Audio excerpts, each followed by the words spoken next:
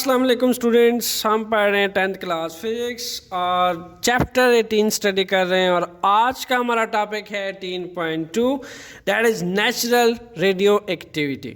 Students, अगर हम सिर्फ इस स्टेटमेंट पे गौर करें तो नेचुरल जिन वर्ड्स के साथ यूज़ होता है, जिन टर्म्स के साथ नेचुरल वर्ड यूज़ होता है, इट मीन्स कि उसमें किसी किस्म का एक्सटर्नल मैकेनिकल पैरामीटर इन्वॉल्व नहीं होता। ऐसा प्रोसेस, ऐसा फिनोमेना जो खुद से होता है, जो नेचुरली हैपनिंग होता है, जिसके लिए हमें कुछ नहीं करना पड़ता।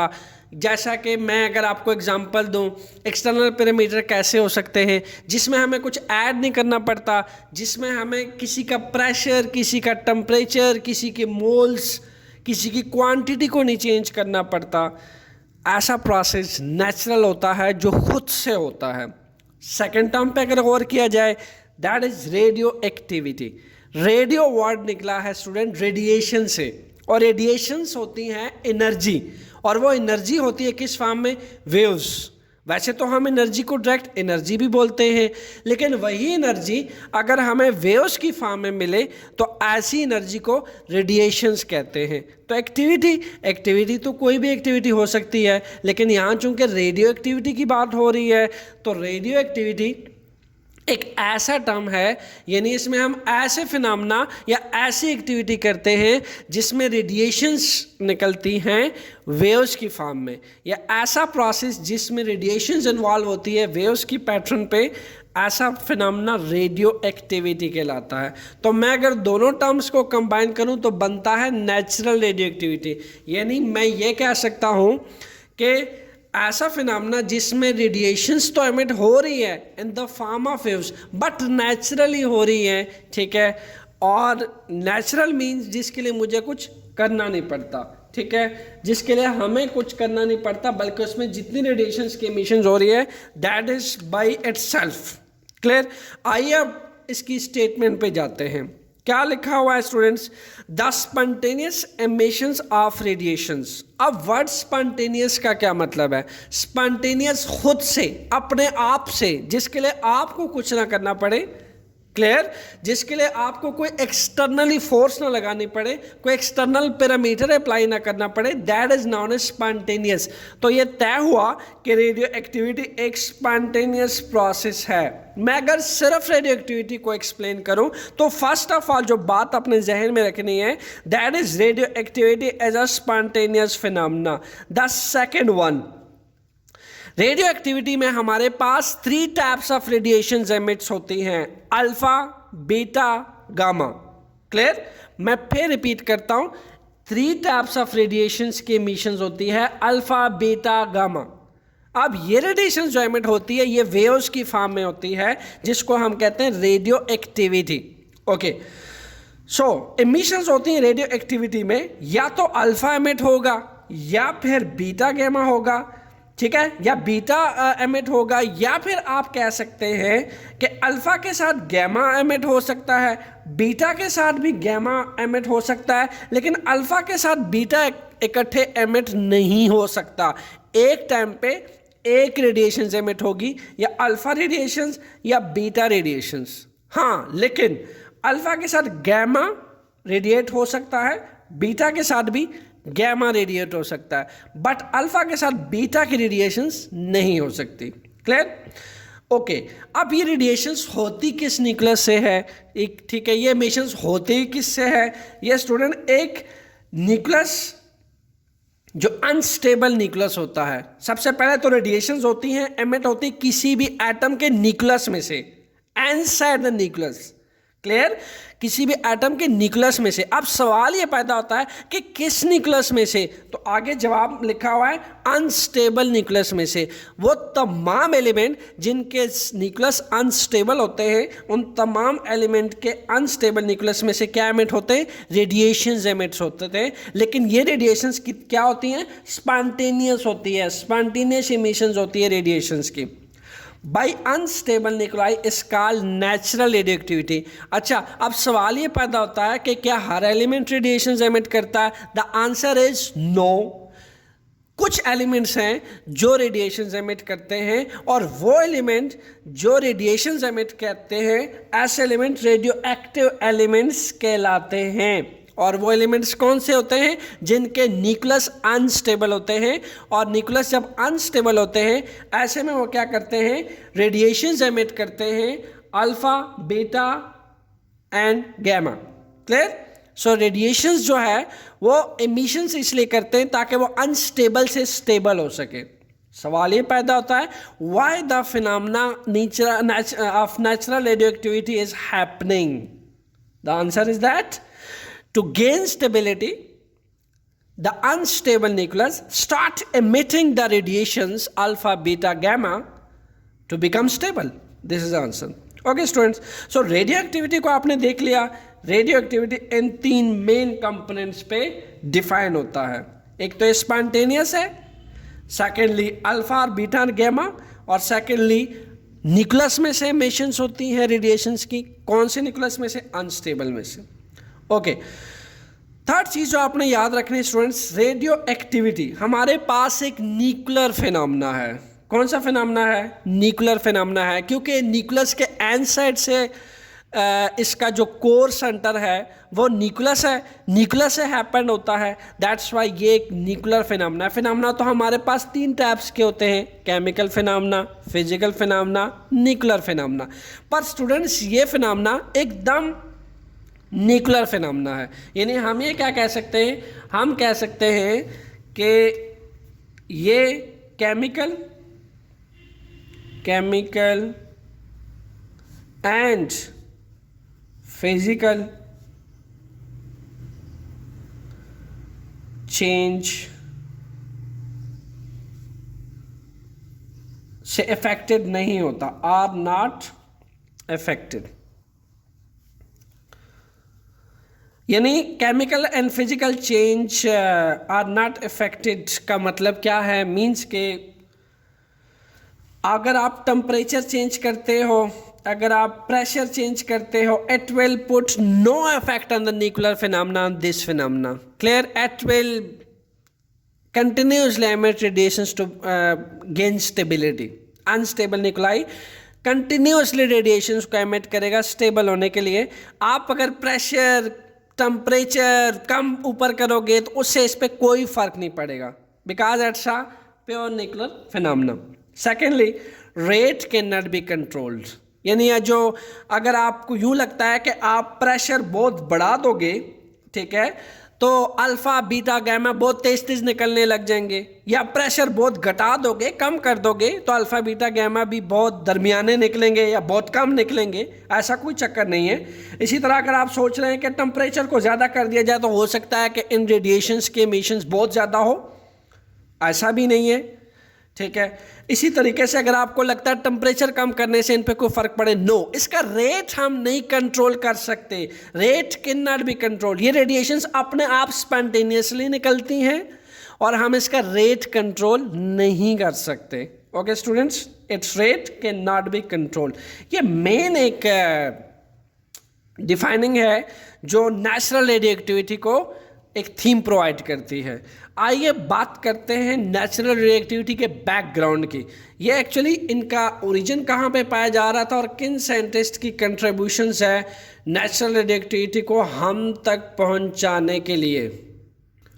स्टूडेंट्स, अगर हम बैकग्राउंड की बात करते हैं नेचुरल रिएक्टिविटी के, तो उसमें हमारे पास जो सबसे पहले साइंटिस्ट थे उन्होंने 1896 में जिनका नाम है Becquerel,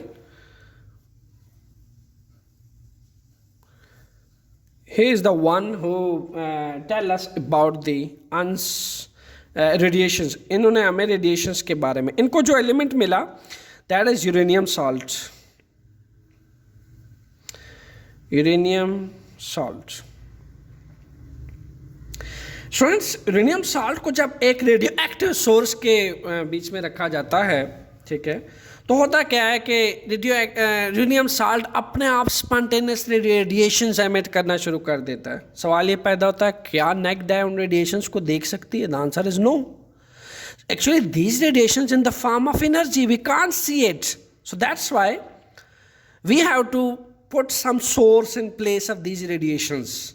So that's why Becquerel ने क्या किया, इसके आगे एक फोटोग्राफिक फिल्म रख दी, बिल्कुल रेडियम साल्ट का जो सोर्स पड़ा हुआ है इसके पैरेलल में एक फोटोग्राफिक फिल्म रख दी, और थोड़ी देर बाद देखता है जैसे जैसे रेडिएशन स्ट्राइक करती है फोटोग्राफिक फिल्म के ऊपर, तो यहाँ पे डार्कन स्पॉट बनना शुरू हो जाते हैं. यहाँ पे actually this darken spot ensure that कि ये कोई एनर्जी है जो स्ट्राइक कर रही है फिल्म के ऊपर, और जो एनर्जी स्ट्राइक कर रही है वहाँ पे स्पॉट्स बन रहे हैं. And these darken spots confirm the ensure the presence of radiations that emitted from uranium salt. और यूरेनियम साल्ट स्पॉन्टेनियसली एमिट कर रहा है रेडिएशंस को. ये 1896 की बात है. स्टोरी सिर्फ यहाँ पे ख़त्म नहीं होती students. On the other hand Becquerel ये देखता है कि यही रेडिएशंस जो कि इस रेडियो एक्टिव सोर्स से निकल रही है, ये गैस को भी आयनाइज कर सकती है. these radiations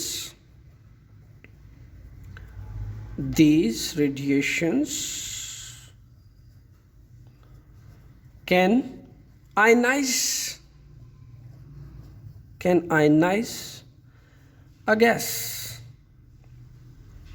सबसे पहले अगर आप वर्ड आयनाइज पे गौर करें तो हम ये पढ़ चुके हैं कि जब एटम स्टार्ट में इनिशियली होता है तो उसमें नंबर ऑफ प्रोटॉन और number of electron completely equal होते हैं, यानी इन सच केस हम कहते हैं वो न्यूट्रल होता है.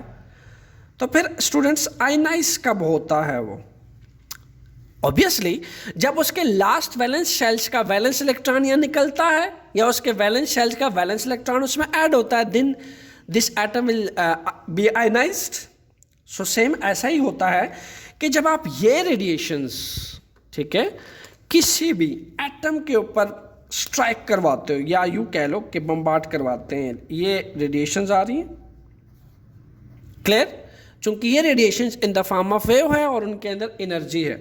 यहाँ पे कोई एटम है, ठीक है, और इस एटम का लेट सपोज ये कोई इलेक्ट्रॉन है, ठीक है. अब होगा क्या कि इस एटम के इस इलेक्ट्रॉन्स के ऊपर जब ये रेडिएशंस पास करेंगे, इसके ऊपर स्ट्राइक करेंगे, then this electron will absorb this radiations, ये ऑब्जॉर्ब कर लेगा. Now this is energy. अब हमने ये पढ़ा है कि इलेक्ट्रॉन्स को जब एक स्पेसिफिक शेल्स के अलावा एडिशनल एनर्जी मिलती है तो क्या होता है? It skip that shell, it leave that shell, it leave the surface, ये छोड़ देता है वो जगह, यानी ये अपने से अपर शेल पे जाना चाहता है. तो जब ये एनर्जी देगा तो इलेक्ट्रॉन ये जगह छोड़ देगा. ऐसे में इसके ऊपर चार्ज कौन सा आ जाएगा? सेम एटम के ऊपर. सपोज करें कि ये सोडियम का शेल था, ठीक है, ठीक है, ये सोडियम का लास्ट वाला इलेक्ट्रॉन था, तो ऐसे में सोडियम क्या हो जाएगा? आयनाइज हो जाएगा, यानी Na+1 का चार्ज आ जाएगा, क्योंकि सोडियम अल्कली मेटल है और इसके लास्ट शेल में एक इलेक्ट्रॉन मौजूद है. वही एक इलेक्ट्रॉन्स को अगर इन रेडिएशंस को पास करवाया जाए उससे एक इलेक्ट्रॉन में से, तो सोडियम एटम आयनाइज हो जाएगा, यानी उस पर +1 का चार्ज आ जाएगा. तो ये जो बैकल साइंटिस्ट था 1896 में देखता है कि एक तो इन रेडिएशंस ने कंफर्म किया by putting some darken spot on the photographic film, and the second source is that when these radiations pass through any atom, ठीक है, then it transfer the energy to the valence electrons, and this electrons absorb that energy. After absorbing energy it's start skipping, it's leave the surface, and we can say that this atom is ionized. So similarly जैसा मैंने आपको sodium की example दी. फिर students हमारे पास एक इससे आगे के दो साइंटिस्ट हैं, मैरी क्वेरी. ये दो हस्बैंड वाइफ होते हैं, ठीक है. इनको ये रीज़न तलाश करते हैं, इन्हीं एक्सपेरिमेंट्स पे अगेन काम करते हैं. Marie and these are the actually inventor of and also reason भी हमें बताते हैं कि एक्चुअल में ये क्या वजह होती है. मैरी क्वेरी एंड पेरी, ये दोनों, Marie Curie and Pierre, we have Pierre. Clear? ये दो पार्टनर ये क्या करते हैं स्टूडेंट्स, ये हमें स्टूडेंट्स मेरी क्वेरी एंड पेरी जो है ये इनकी जो इन्वेंशंस होती है ये उस टाइम के लिए बहुत कंक्लूसिव और बहुत अच्छी डिस्कवरी मानी जाती है। इन्होंने क्या किया स्टूडेंट्स, इन्होंने दो एलिमेंट लिए, polonium and the second one is radium. इन्होंने लिया पोलोनियम को और रेडियम को और इन्होंने ये देखा कि पोलोनियम और रेडियम दोनों ही अनस्टेबल न्यूक्लाई के साथ हैं। अगर वो दोनों अनस्टेबल न्यूक्लाई रखते हैं तो यहाँ से भी उन्होंने देखा कि ये रेडिएशंस को एमिट कर रहे हैं। यानी आप ये देखिए कि इन दोनों ने रीज़न सर्च आउट किया। उन्होंने कहा कि बहुत सारे एलिमेंट जो है वो रेडिएशंस तो एमिट कर रहे हैं, but why? Because they are unstable, उनके न्यूक्लाई अनस्टेबल थे। ठीक है, दैट्स वाई वो रेडिएशंस एमिट कर रहे थे और ये मेन रीज़न थी। तो हमारा क्वेश्चन ये है स्टूडेंट्स कि क्या हर एलिमेंट जो है स्टार्ट में रेडिएशंस को एमिट करता है? आइए इसी चीज़ को एक ग्राफ से देखते हैं और समझने की कोशिश करते हैं। ये ग्राफ है स्टूडेंट्स वाई एक्सिस और एक्स एक्सिस पे हम ले लेते हैं नंबर ऑफ प्रोटॉन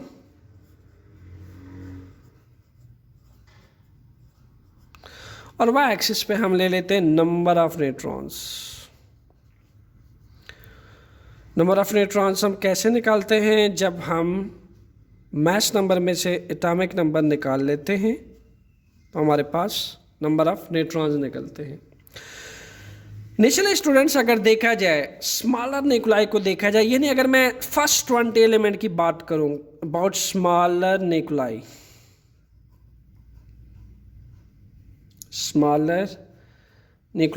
तो हमें जो इसके अंदर से स्लोप मिलती है स्टूडेंट वो कुछ इस टाइप की होती है, लाइक दैट। इस तरह की स्लोप हमें मिलती है। इसमें हमें क्या होता है कि जो इस स्लोप पे लाई करता है, ठीक है, वो तमाम एलिमेंट स्टेबल है और जो इस स्लोप पे लाई नहीं करता वो तमाम एलिमेंट अनस्टेबल है। आप इसको स्टेबिलिटी ग्राफ कह सकते हैं। This is just for your knowledge and information. यहाँ पे हमने देखा कि जो इस बेल्ट पे लाई करता है या इस आसपास लाई करता है यानी इस स्लोप के ऊपर, तो वो आपके पास तमाम के तमाम स्टेबल हैं और जो इसके इधर लाई करते हैं वो भी अनस्टेबल है और जो इसके इधर लाई करते हैं वो भी अनस्टेबल हैं, यानी वो रेडिएशंस एमिट करेंगे। ये बात आपको अब समझ आ जाएगी धीरे धीरे। हमने सबसे पहले देखा कि फर्स्ट 20 एलिमेंट यानी जो स्मॉलर न्यूक्लाई थे, जिन एलिमेंट्स के अंदर 20 प्रोटॉन्स थे और 20 न्यूट्रॉन्स थे, दे आर कंप्लीटली स्टेबल। आप सोच रहे होंगे किस एलिमेंट की बात हो रही है, दैट इज कैल्शियम। कैल्शियम को अगर देखा जाए स्टूडेंट्स तो कैल्शियम के अंदर उसका 40 मास नंबर है और 20 उसका एटॉमिक नंबर है, यानी उसके अंदर 20 प्रोटॉन है और 20 न्यूट्रॉन है। इसी तरीके से जिन एलिमेंट्स के अंदर यहाँ पे 20 न्यूट्रॉन्स 20 प्रोटॉन्स, इसी तरीके से जिन एलिमेंट्स के अंदर 8 प्रोटॉन और 8 ही न्यूट्रॉन्स थे वो भी कंप्लीटली स्टेबल थे।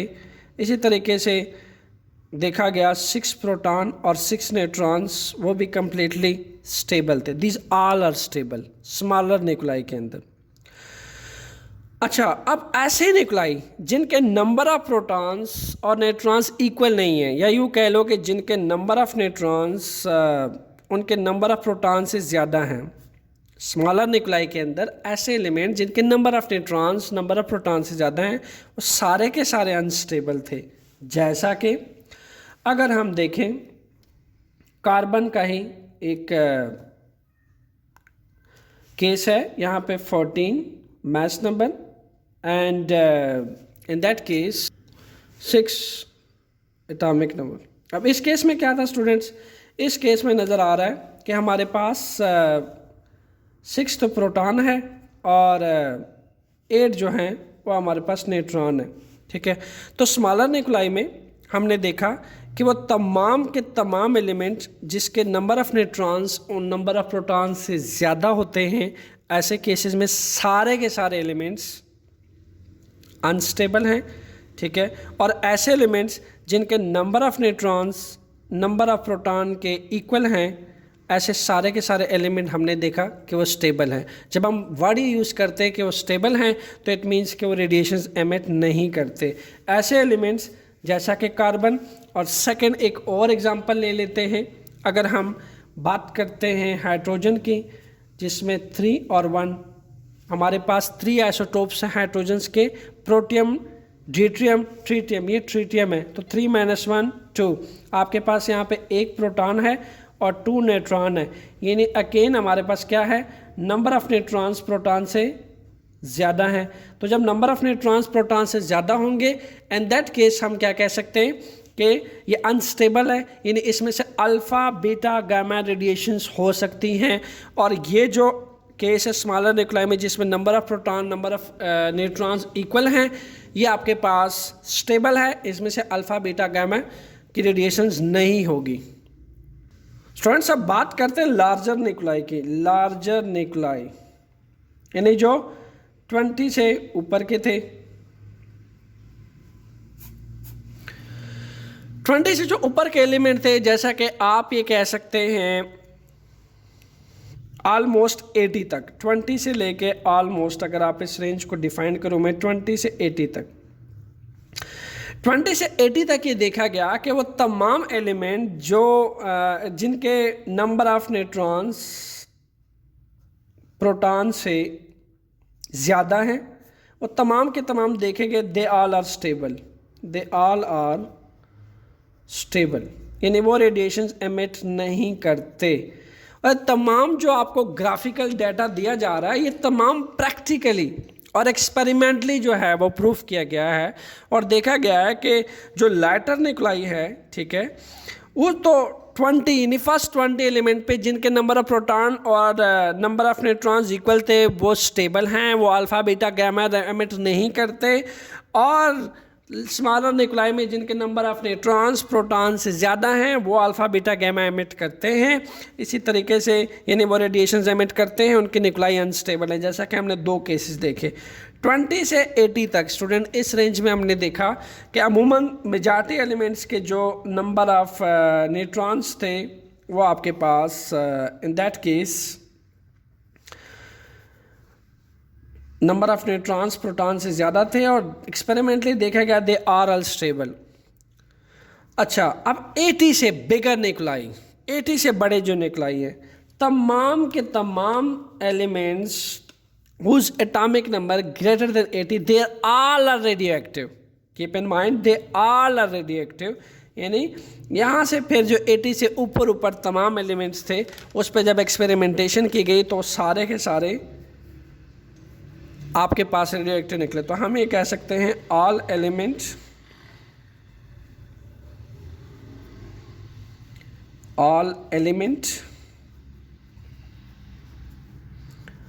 whose proton number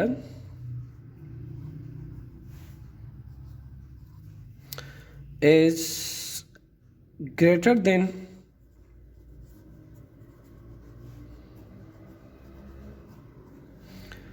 80, we can say P is greater than 80. They all are radioactive